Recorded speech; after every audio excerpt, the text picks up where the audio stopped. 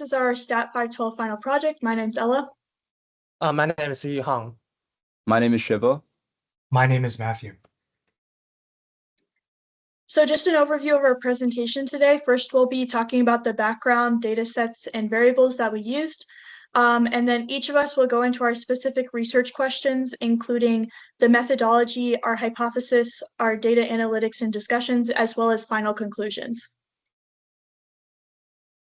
So in terms of the background and data set for this project, we chose to look at housing prices because the study of housing prices has always been a hot topic in economic research. You can focus on macroeconomic factors such as GDP, CPI, inflation rate, which can have a positive impact on real housing prices as shown in previous studies. But it's difficult to collect an appropriate data set for the microfactors study. So another study we found, which applied MLR, concluded that the number of rooms, air quality, and road accessibility have a positive impact on housing prices, and we provide a reference for that study here.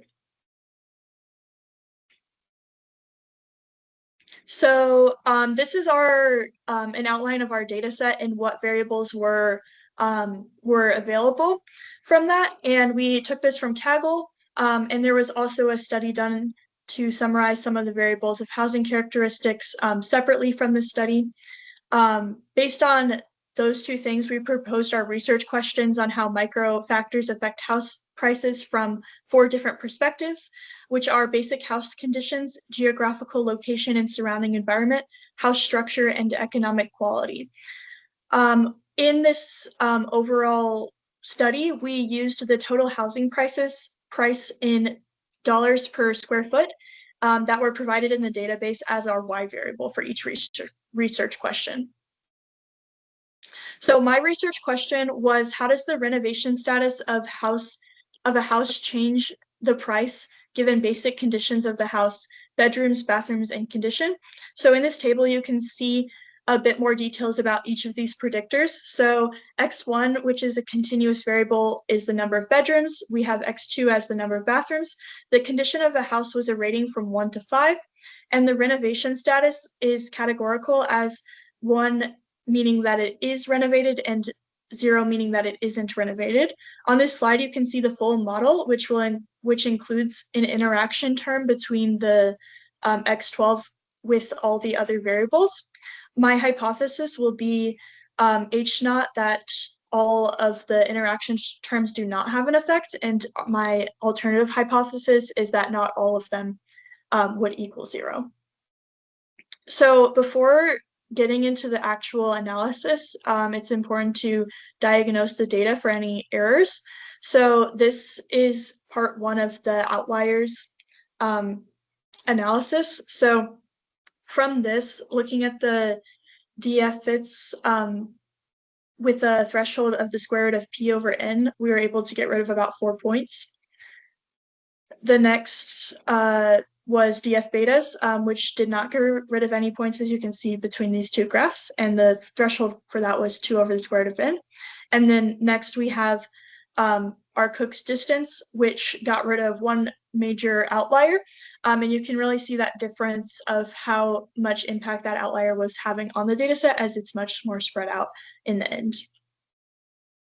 So next I looked at non-normality. So first, by conducting a Shapiro test, I realized the data was non-normal based on the p-value. You can also see this in the before plot for the QQ plot, as it is quite curved around the normal line. So using a Box-Cox transformation with a lambda value of negative 0.15, I was able to transform the data to fit that line a lot better. So next, this initial residual plot was taken from the initial model run, and initially it did exhibit some issues, but after I ran the Box-Cox transformation, I checked the residual plot again, and that error seemed to have been fixed. There could be some future improvements, especially near the left edge of the data, but it is a lot more well distributed around the line of residual equals 0. So next I looked at multi-collinearity, looking at the adjusted VIF values. None of them indicated a serious problem of being over 2.2 or 3.2, although they were close. Some of the variables x1 and x2 could indicate a concern, but are not necessarily a serious problem. So now going into the actual hypothesis test, I constructed a full model and a reduced model for my hypothesis. And from this, I was able to determine that the p-value was less than alpha and the test statistics was greater than the critical value. And so therefore, the null hypothesis can be rejected that all of the interaction terms equal 0. Furthermore, on the next slide, the p-value for each interaction term was also listed, and so these were all considered to be significant. And then finally, I did a look at the k-fold cross-validation at the end for the full model, and the RMSE value was quite low, and the R-squared value was low as well. So that low RMSE value is good as it was decreased throughout the entire diagnostics process, but the R-squared value could still be improved as it is quite low. So now I'll turn it over to Yuhang for question number 2. Yeah, my question is, I'm just going to find out which variables of geographic location and surrounding environments can explain the unit housing price. And since I just wanted to find if there is any variables are significant, so it should be considered as an exploratory observational study. And there are 6 variables selected: the region, will, latitude, longitude, square living, and square of the parking lot for the 15 neighborhoods. And there are 6 separate hypotheses on the 6 parameters, which means 6 individual t-tests would be conducted, and the hypothesis and full modules are shown as below. Okay, so on the next step, I did a diagnosis and remedial measures on the full module. So we can view the results from the BP test and the Shapiro test. Their p-value are both greater than 0.05, which means the assumption of constant variance and normality cannot be satisfied very well. But I think the normality doesn't matter here since we have a very large N, and according to CLT, the sample statistics can be normally distributed.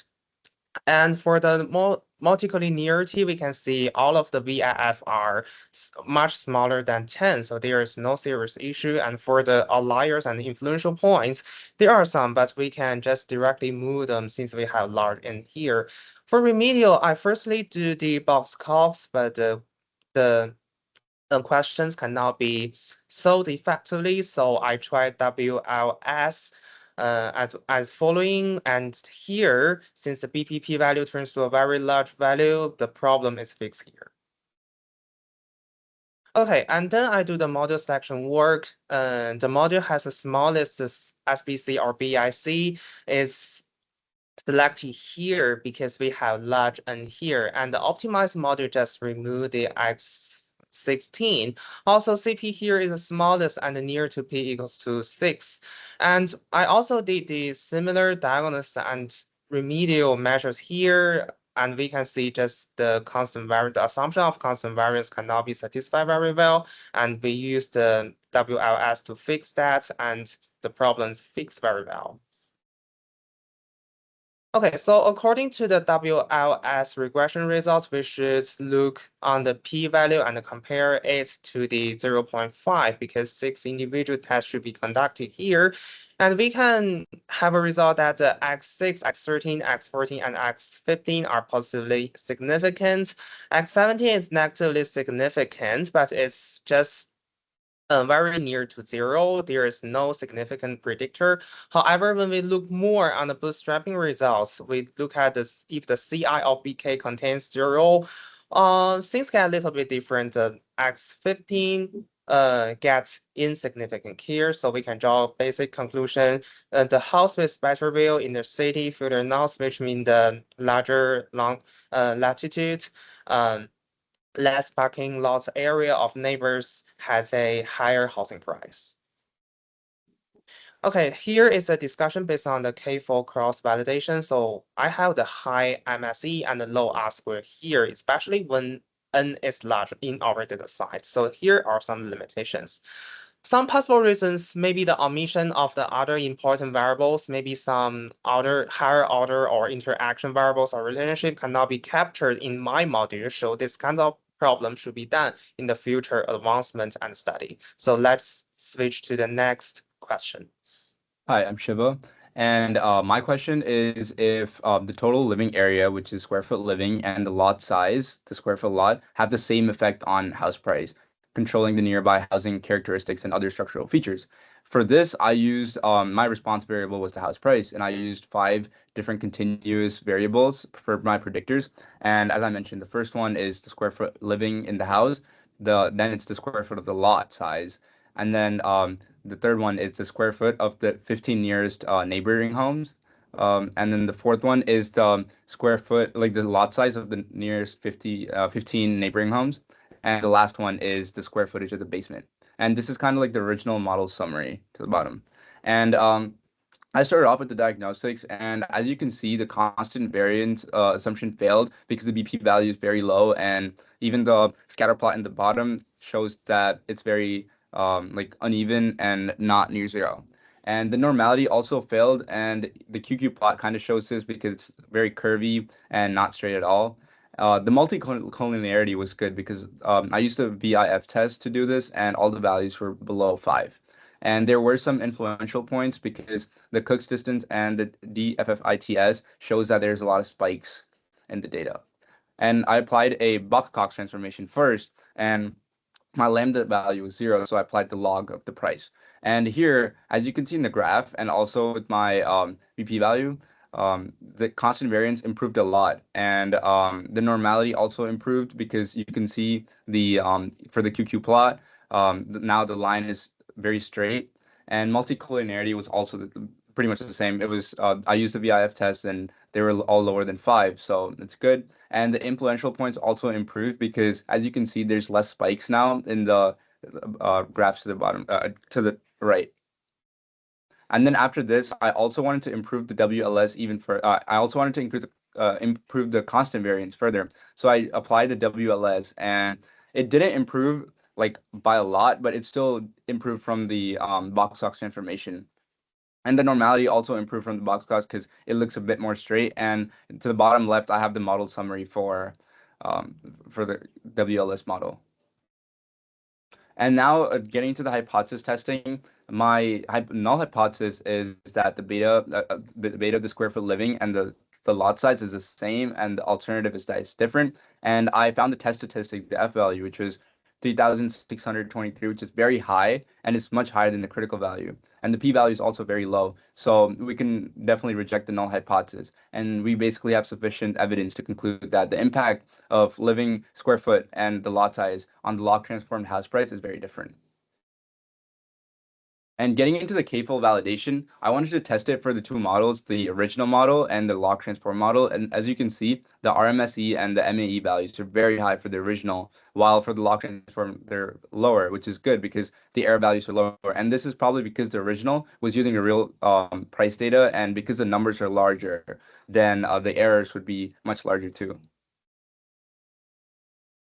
And I also wanted to talk about the limitations of the model's predictive power. And the 3 biggest things were that the data was only collected in King County, Washington. So there would be like an issue to generalize it to other areas. And the data is only from 2014 to 2015, which would also be problematic because housing market is very variable and dynamic. And we also didn't include variables such as crime and neighboring qualities, which can be explored further. And I'll hang it out to Matthew. All right, so I wanted to determine if the physical qualities of homes would be valued differently if they were younger or older.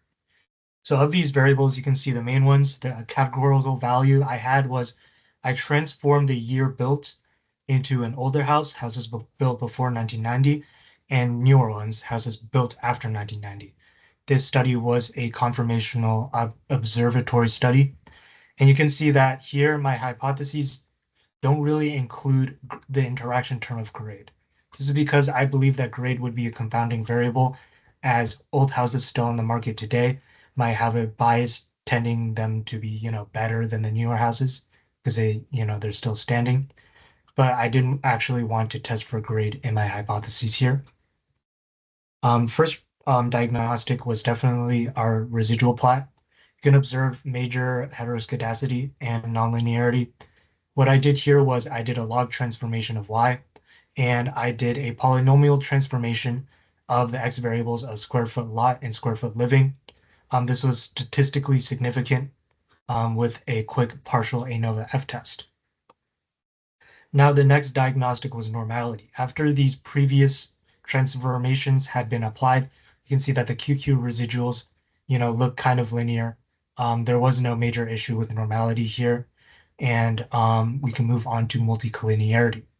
Now here, there is significant multicollinearity. You can see that the GVIFs are much larger than 2, and this may increase the standard errors of our p-values. However, I didn't really want to do ridge regression just yet. And because I'm testing for the significance of interaction instead of the predictive power, p-value of less than 0.05 still allows us to conclude statistical significance of the interaction terms themselves. If I could not do it for all the variables, we would have to move on to ridge regression in order to understand more about the variables. I decided to perform 3 cross-validation models on the original, the log transformed, and the polynomial transformed. You can see that the R squared increases only slightly across all 3 models, but as you can see, nonlinearity was improved, moving from log to polynomial, and heteroscedasticity was improved, moving from the normal model to the log-based model. Now I wanted to do a hypothesis testing. You can see that from the model summary, each t-test was significant except for floors, and a quick ANOVA F test was used to determine if overall the interaction terms were significant, which they were. However, because floors weren't significant, and we have the issue of multicollinearity, we would have to move further onto a ridge regression to check if floors really was non-significant. So I ran a ridge regression. As you can see, the ridge traces here plotted from 0 to 10 show relative constant. They're relatively constant, which means that ridge regression didn't really impact the multicollinearity of the model. K-fold validation showed that the ridge regression was pretty poor, and the data was bootstrapped, and the confidence interval included 0, so we could not say this was significant. Finally, significance testing allowed us to reject the null hypothesis and reveal that bedrooms, bathrooms, square foot of living, and lot size are significant, whether they be, old or new. However, we could not conclude that price-wise, people would pay more or less for floors, depending if the house was old or new.